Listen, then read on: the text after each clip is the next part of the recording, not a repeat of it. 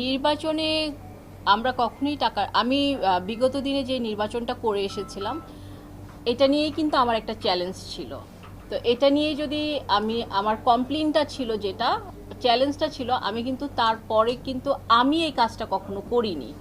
এবং আমার মুখ থেকে কিন্তু ভোটাররা কখনো বলতে পারবে না যে আমরা টাকার ছড়াছড়ি করছি। কিন্তু টাকার ছড়াছড়ি যারা করছেন ওনারাই বলছেন, তার কারণ হলো ওনাদের প্যান্ডেল হচ্ছে, ওনাদের প্রতিদিন ইফতার হচ্ছে এবং তারপরে মনে একটা কনভেন্সও হচ্ছে।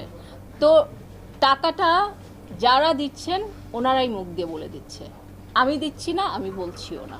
তো এই জন্য টাকার বিষয়টা আসলে মানে আমার জানাও নেই, আমি আসলে ওইভাবে বলতেও পারবো না। জোয়ার আমি নতুন মুখ এই জন্য নিয়েছি এবং নতুন একদম নতুন ভোটার ওরা ওরা এসে এই জন্য ইলেকশনটা করছে, যাতে আমি যেই পরিমাণ স্পিড